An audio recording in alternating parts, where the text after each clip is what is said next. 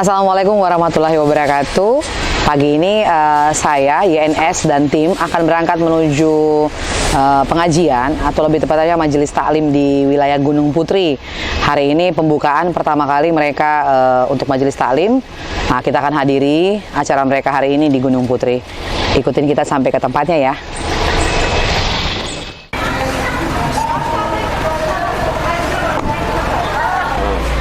Assalamualaikum. Iya.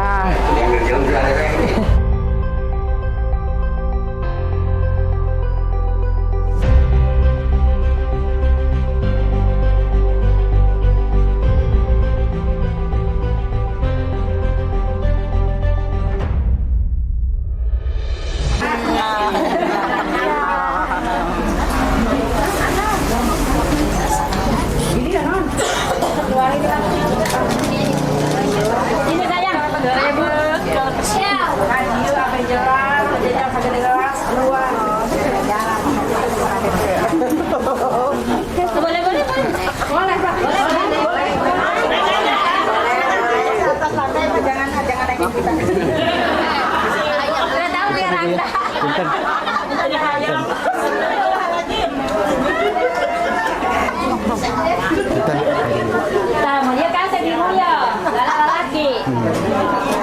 Ganteng aku. Baik.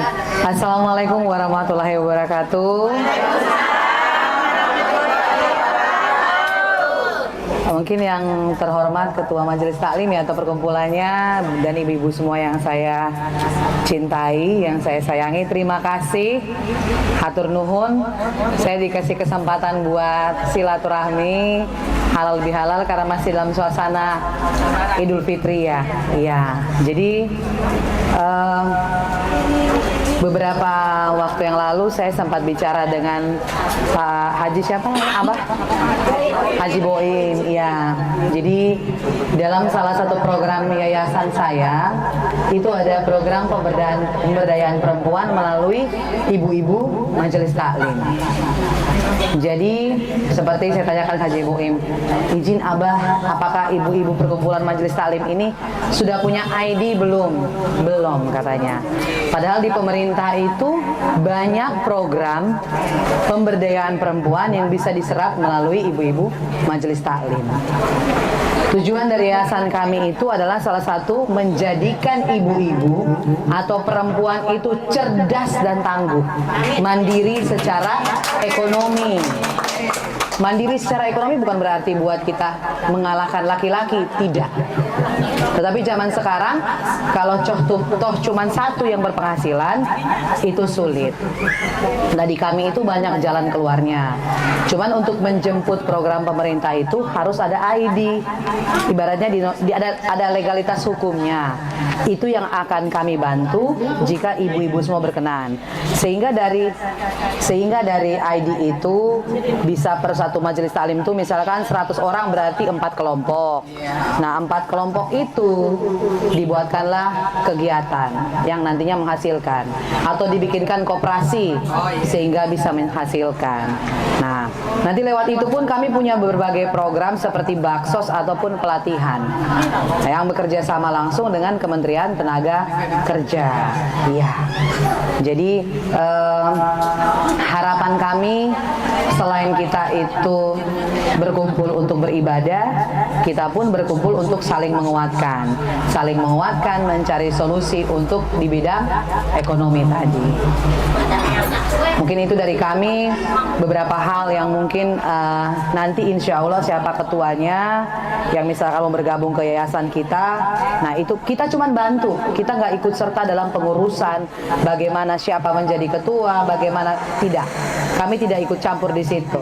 Yang kami hadir itu hanya membuat legalitasnya, kemudian kami mencari pintu posnya saja. Tapi ditangani, dikelola sendiri oleh ibu-ibu. Kita hanya membuka pintunya. Mungkin selama ini kan kalau ibu-ibu mau pergi sendiri nggak tahu nih ke siapa orangnya di kementerian. Ya, kalaupun ketemu orangnya belum tentu dibantu. Itulah kami hadir menjadi jembatan rakyat atau jembatan ibu-ibu ini untuk menyerap itu. Kebanyakan orang kan kalau datang, apalagi ini pasti dalam benak ibu-ibu ini tahun politik, benar ini tahun politik. Tapi kebanyakan orang datang bukan beri jalan keluar, kasih stiker. Jangan sampai ibu-ibu nanti juga seperti itu. Harapan kami datang bukan untuk apa-apa, tapi memberikan jalan keluar. Ternyata saya itu sudah turun sampai ke pelosok daerah, termasuk ke paling jauh itu Nanggung ya Mas Denny ya, Nanggung. Tapi toh ternyata tetangga di sebelah saya majelis taklimnya belum punya ID. Nah, saya pikir berarti bukan di desa saja ternyata di seputaran Gunung Putri masih belum punya. Padahal jika kalau ibu-ibu majelis taklim itu punya ID, itu mudah. Jika terdaftar itu mudah. Apalagi di sini katanya ada PAUD ya. Iya, ada PAUD dan apa itu bisa menyerap anggaran untuk dibantu pemerintah itu mudah jadinya. Nah, jadi mungkin nanti jika berkenan dengan apa yang kami sampaikan, bisa perwakilannya siapa nanti akan berdiskusi langsung dengan tim kami sehingga kita bisa bentuk kelompok lebih cepat lebih baik. Nah, sehingga mungkin tadi yang ada PAUD-nya, ada TK-nya atau majelis taklimnya mau membentuk kelompok untuk dibantu pemerintah sehingga ada ya misalkan berempat apa nih bukanya misalkan rame-rame ikut pelatihan jahit atau mungkin kerajinan tangannya bikin tas, nah dijual secara grosir ataupun itu kan bisa diberdayakan. Nah, jadi ada nilai secara agamanya kita berkumpul untuk pengajian, tetapi memperdayakan juga ibu-ibu untuk bisa menghasilkan. Amin. Mungkin ada yang mau bertanya dari ibu-ibu? Itu koperasinya ibu-ibu, bukan koperasi saya. Cuman kan kalau mau bikin legal kan pasti ada biaya. Nah, biaya itulah yang saya bantu sehingga bisa ada badan hukumnya. Terus modalnya dari mana? Ada Menteri Koperasi Bu. Tapi kalau ibu nggak punya ID yang jelas, mau nyerap bantuan awal dari mana? Pertanggungjawaban uang negara itu beda sama uang sedekah atau uang sumbangan. Uang sedekah atau sumbangan itu ikhlas tanpa harus dipertanggungjawabkan karena mencari amal pahala. Tapi begitu punya legalitas ke pemerintah pasti gampang. Kalau nggak punya legal, kita cuma kumpul-kumpul seperti ini minta, pemerintah nggak bisa bantu karena pertanggungjawaban uang rakyat. Nanti rakyat bilang pemerintah korupsi. Nah, itulah kami akan melalui kami YNS ini, Yayasan YNS itu singkatan nama saya, Yusinta Ningsih Nenobahan Syarif. Nah, dari Yayasan YNS inilah kami sedekahkan dalam bentuk membikinkan legalitas surat-surat koperasinya. Modal awalnya kami bantu supaya ibu bisa menjemput bola tadi yang ke Menteri Koperasi tadi. Nah, begitu ada koperasi kan pasti sejahtera. Begitu ada perkumpulan pasti bisa lagi ke Kementerian Tenaga Kerja, bisa ke Kemenak, bisa ke Kemensos. Jadi di tahun lalu itu sebenarnya bansos itu bukan cuma hanya ke pemerintah, ada yang melalui majelis-majelis taklim. Tapi kebanyakan majelis taklim itu tidak terdata, ID-nya tidak ada, luncurinya lewat mana? Kalau RT terdata ada ID-nya di kepala desa atau di lurah. Majelis taklim yang belum punya ya tidak bisa. Karena bukannya tidak mau dikasih, pemerintah mau membantu siapapun. Pertanggungjawabannya seperti apa? Itu dia tadi. Jadi jika tertarik untuk bergabung dengan kami, dan itu pun setelah kami buatkan aktanya, bukan kami yang jadi pengurus, bukan berarti kami yang kelola, tidak. Kami hanya membuka jalan supaya mungkin yang tadinya mungkin ibu-ibunya tahu ada jalan seperti ini ke pemerintah, ada seperti ini, tapi tidak tahu melalui siapa. Kadang-kadang udah tahu melalui ini pun masih diputar-putar. Nah, untuk itulah kami mempersingkat waktu, membantu sehingga bisa memberdayakan. Nah, dari situ nanti banyak pelatihan, ada pelatihan tentang gizi atau mungkin posyandu, nanti ada bantuan lain selain yang sudah bantuan rutin dari pemerintah kayak susu pada saat imunisasi ataupun buat ibu hamil dan sebagainya. Itu banyak. Nah, nanti dari perwakilan majelis taklim ini jika ada yang pengen berdiskusi atau melanjutkan apa yang kami sampaikan ini, boleh sehingga bisa dibentuk secara cepat untuk bisa diberdayakan. Jadi memang program salah satu kami itu, cuman masih ada yang lain. Cuman kalau untuk majelis taklim lebih kurangnya seperti itu. Ada lagi mungkin Ibu? Programnya itu semua majelis taklim atau hanya di sini aja gitu Neng saya? Semua majelis taklim. Semua majelis taklim. Malah saya itu tidak pernah Misalnya majelis taklim di sini kan wajib nih jamaah. Tapi tiap majelis taklim haji ada, terus masuknya satu aja apa setiap aja. Minimal itu yang bisa menjadi bikinkan akta itu beranggotakan 200 orang. Maksudnya majelis taklim ini aja ada. Iya. Kalau di sana ada. Iya, anggotanya itu harus 200 tadi saya bilang. Cukup di sini aja apa di sana juga ikut? Jadi biasanya itu kami bikin per satu kecamatan. Iya. Misalkan ini kecamatan apa nih? Gunung Putri ya. Satu ID di kecamatan Gunung Putri. Tapi ada pengurus desanya. Oh iya. Ya. Nanti dari akte kecamatan itu sama kayak gini. Lurah nggak mungkin 10 ibu. Camat nggak mungkin 10. Pengurus besarnya pasti 1. Tapi dalam pembentukan organisasinya di tiap desa ada ketua-ketuanya. Nanti ketua desa ini dia turun ke RW. Dari RW turun ke RT. Nah, tapi besarnya yang nanti akan turun anggaran pertama itu pasti di kecamatan. Itulah siapa yang menjadi ketua di kecamatannya. Ibu pikir siapa nanti yang ketua di desa Gunung Putri misalkan, desa mana lagi? Nah, seperti itu. Tapi satu yang besarnya itu di kecamatan. Nah, nanti kan di kecamatan itu juga bukan cuma ketua, wakil ketua, sekretaris bendahara. Pasti strukturnya akan ada banyak. Ada pemberdayaan perempuan, bagian ibu dan anak. Nah, terus salah satu lagi dalam program kami itu kami berharap melalui pengajian, melalui majelis taklim, mari kita sama-sama mencegah yang namanya pernikahan dini, Bu. Ya, jangan sampai anak kita umur 14 tahun megang-megang tangan, daripada katanya itu dosa, besok dinikahkan. Jangan. Jadi mencari kebahagiaan itu bukan dengan cara menikahkan anak. Bahagia itu macam-macamnya banyak. Saya juga di Kamuda loh, bukan berarti saya ngomong seperti itu berarti saya enggak. Justru karena kita seperti itu, kita putus rantai itu supaya anak-anak kita jangan seperti itu. Bisa dari HP kan, bisa dari HP. Apa tuh, Bu?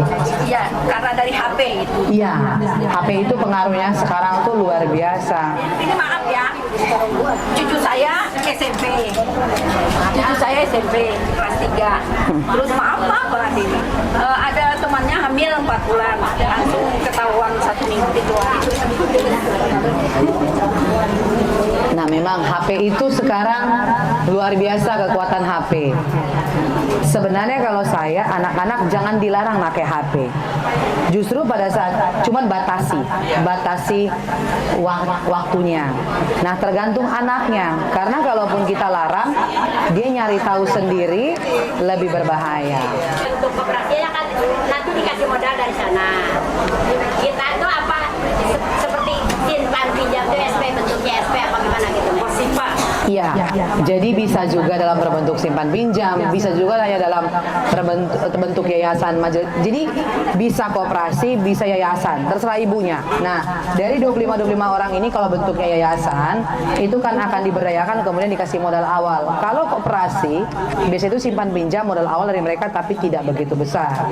Nah, bisa juga dua macam, dua bentuk. Nanti yayasan tapi ada koperasinya. Ya, seperti itu. Awal nanti misalnya setor yang menanggung Harus ada. Koperasi itu prinsipnya simpan pinjam, betul. Kalau untuk kesejahteraan bersama kan harus wajib. Nah, contoh paling simpel begini. Di sekitar Gunung Putri ini ada banyak supermarket besar. Banyak juga pengrajin kerupuk, yang bikin kerupuk, makanan, rangginan dan lain sebagainya. Tapi nggak bisa suplai di Hero. kalah-kalahan. Karena apa, Bu? Izinnya, mereknya, packingannya. Secara rasa saya rasa sudah bisa bersaing secara kualitas rasa. Tapi yang menentukan itu menjadi mahal, branding dan packagingnya. Contoh paling simpel begini, ibu-ibu tuh pasti tahu ada desainer namanya Ivan Gunawan. Oh iya. Ibu jahit di penjahit biasa, gamis yang sama, bahan yang sama, mungkin bayarnya 300.000. Begitu ibu ke dia mintanya 10 juta. Ini dia, padahal ini sekitar Gunung Putri loh, sekitar Gunung Putri. harusnya sudah bisa menembus pasar. Harusnya sudah bisa minimal titip di Hero, di Fresh Market, atau di belakang yang baru bangun Market City. Tapi packaging kita ini tidak menarik. Jadi brand-brand sekarang yang menjadi sasaran pembelian orang-orang itu karena lihat sampul luarnya. Permasalahan rasa setelah dia buka, tapi dia akan tertarik pertama packaging luar. Itulah yang kita berdayakan tadi. Ibu-ibu nggak bisa desain. Itulah melalui kelompok nanti kita akan ajarkan bagaimana mendesain, bagaimana memasarkan. Terkadang kesulitan untuk marketingnya itu. Apakah ada pemantau untuk membantu kelancaran marketingnya itu? Itu nanti kan akan bekerja sama dengan kaum bapak misalkan nih, sehingga dalam struktur itu jelas siapa yang bagian ininya. Kalau di sistem leasing kredit itu ada namanya CR itu yang membantu menagih tagihan terlambat, bukan berarti dengan kekerasan, tidak, tapi dikomunikasikan. Nah, begitupun anggota mana yang mau mendapatkan bantuan itu juga harus diteliti juga. Kalau dia punya pinjaman bank banyak, jangan Bu, pasti macet. Ya, jadi dicari yang benar-benar mau dan mampu. Nah, yang bagi berhalangan yang masih banyak kreditannya dan tidak mampu, itulah yang harus ada yayasan. Menarik anggaran yang tidak harus dicicil atau tidak harus dikembalikan. Kalau koperasi mau wajib karena kesejahteraan bersama. Ibu-ibu semua terima kasih. Kalau tadi dari penyampaian saya ada yang benar, ada yang salah, mohon dimaafkan. Ya. Oke, iya. Waalaikumsalam warahmatullahi wabarakatuh. Sudah muda. Mari Ibu. Sudah muda tinggal tuanya gitu maksudnya. Makanya harapan kami itu melalui kami hadir itu bisa memberikan warna tersendiri, bukan ngasih stiker tapi ngasih jalan. Itu yang penting, betul. Jadi kebanyakan itu majelis taklim itu perkumpulannya kan tidak ada legalitasnya, sehingga mau dapat bantuan pemerintah atau apapun itu nggak bisa.